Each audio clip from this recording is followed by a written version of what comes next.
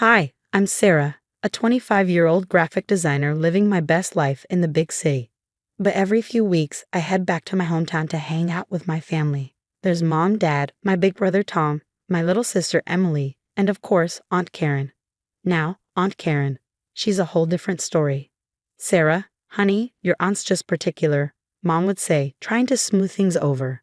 But I knew the truth. Aunt Karen had it out for me since day one. The backhanded compliments, the side eye, it was relentless.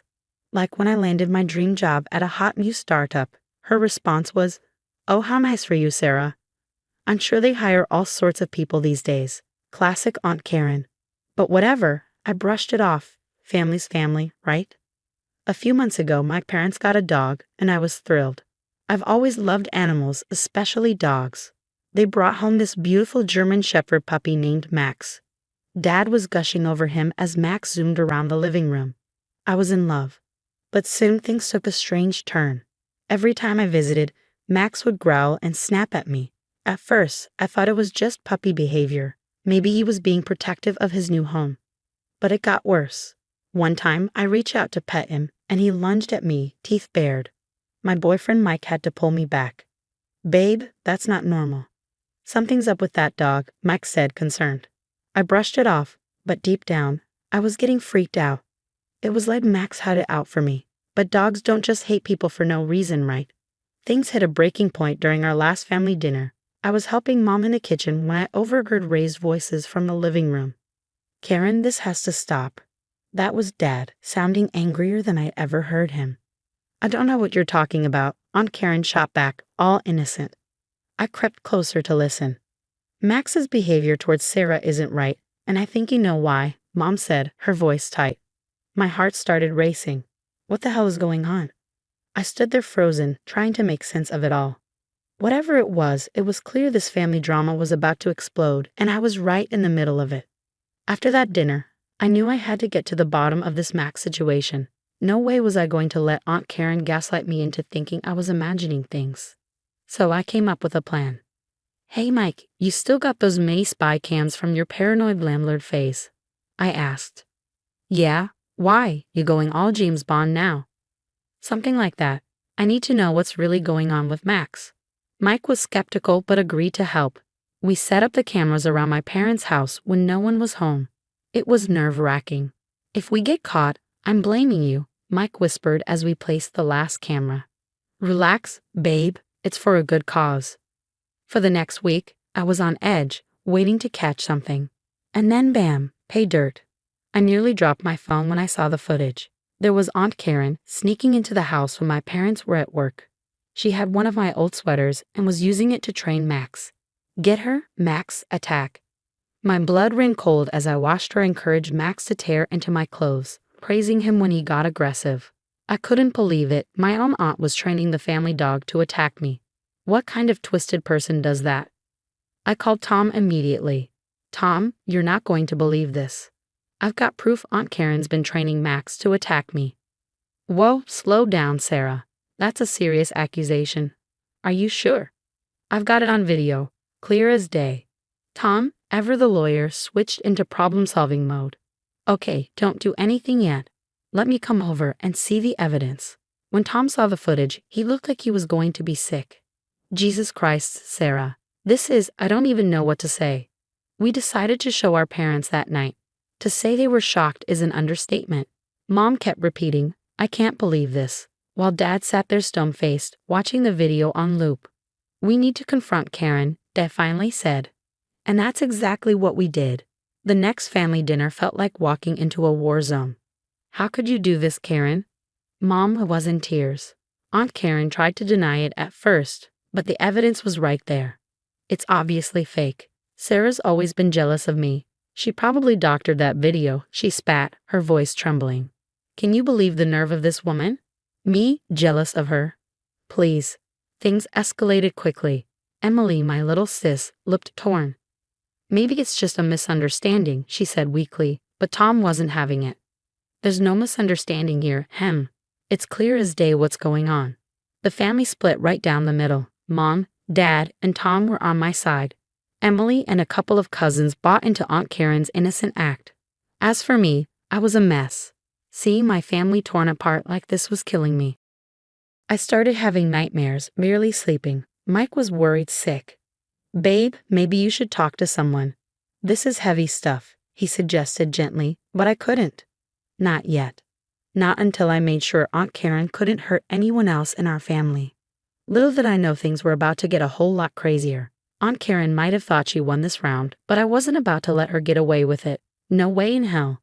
I called up Mike and Tom for a strategy session. "We need to catch her in the act, with everyone watching," I said, pacing around Mike's living room. "What if we set up a fake family gathering?" Mike suggested. Tom nodded. "That could work. We could invite a professional to observe Max's behavior without Karen knowing." We spent hours hammering out the details. Tom found a top-notch animal behaviorist, Dr. Martinez, who agreed to help. "We need eyes everywhere," I said. "But Karen's going to be suspicious if she sees cameras." That's when I remembered our tech-savvy cousin, Alex. I gave him a call. "Yo, Alex, how'd you like to play spy for a day?" "Hell yeah. What's the mission?" I filled him in on the plan. Alex was all in, promising to hook us up with some seriously stealth surveillance gear. The day of the gathering arrived, and my stomach was in knots as everyone filed in. Aunt Karen showed up last, eyeing me suspiciously. "Well, isn't this a lovely surprise?" she said, her smile not reaching her eyes. Dr. Martinez, posing as Mike's coworker, mingled while keeping a close eye on Max. We'd set up several scenarios to trigger Max's aggression toward me. First up, I accidentally bumped into Aunt Karen, spilling her drink. "Oh my God, I'm so clumsy. Let me help you clean up." As I reached for a napkin, Max started growling fiercely. Dr. Martinez raised an eyebrow, scribbling in his notebook.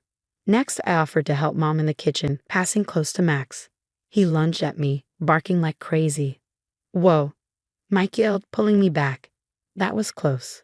I saw Karen smirking from across the room. Dr. Martinez pulled Tom aside. "This behavior is highly unusual. It's clear the dog has been trained to target your sister specifically." We were building our case, but we needed that smoking gun. Time for the final act. I announced I was heading upstairs to grab something from my old room. As expected, Aunt Karen made an excuse to follow me. In my room, I pretended to search the closet when I heard it. "Max, attack." I spun around to see Max charging at me, Aunt Karen pointing and yelling. But before Max could reach me, Mike burst in, tackling the dog. "What the hell, Karen?" he shouted. Aunt Karen paled, realizing she'd been caught.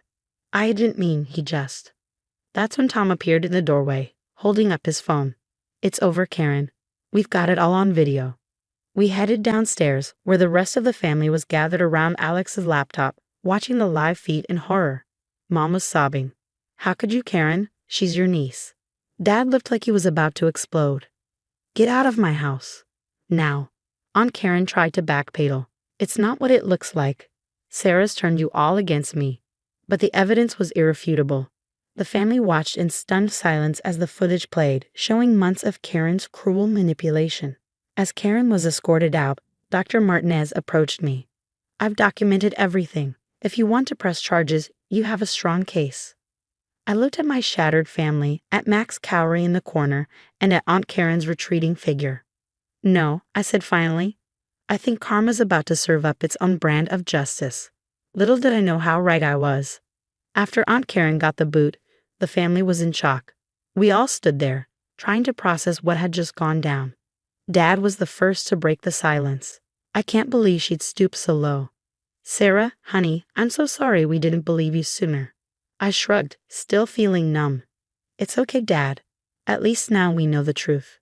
Mom was pacing, wringing her hands. "Should we call the police? This has to be illegal, right?" Tom, ever the voice of reason, stepped in. "Let's take a breath.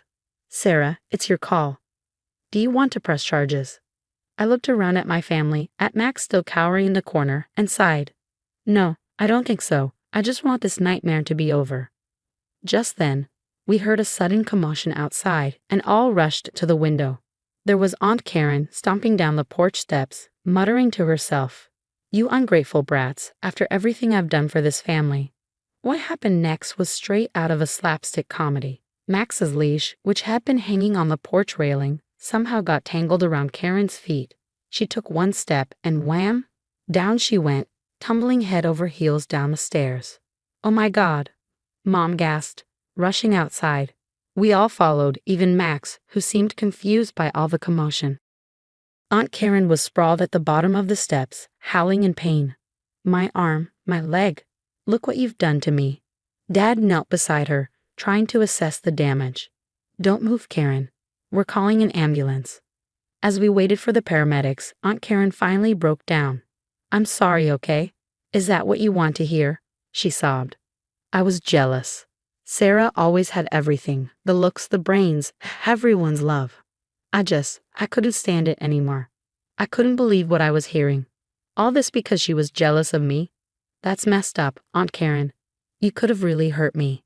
She looked away, tears streaming down her face. I know. I don't know what I was thinking.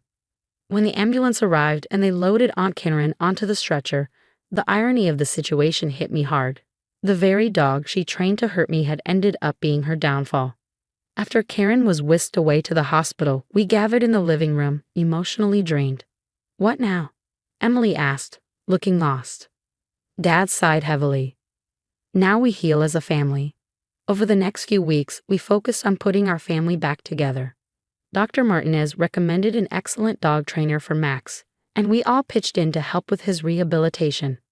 "Good boy, Max," I praised as he sat calmly at my feet, his tail wagging. It was a far cry from the aggressive dog he'd been just a month ago. As for Aunt Karen, well, karma had done its job. She ended up in a rehab center, nursing a broken arm and leg. No one from the family visited her. It felt harsh, but after what she'd done, it seemed like justice. A couple of months later, I decided it was time to bring the family together again on a happier note. I threw a big backyard barbecue and invited everyone over. As I flipped burgers on the grill, I looked around at my family. Mom and Dad were chatting with Tom and his new girlfriend. Emily was playing fetch with Max, who had become the sweetest, most gentle dog you could imagine. Mike came up behind me, wrapping his arms around my waist. "How are you feeling, babe?" I leaned back into him, smiling. "You know what?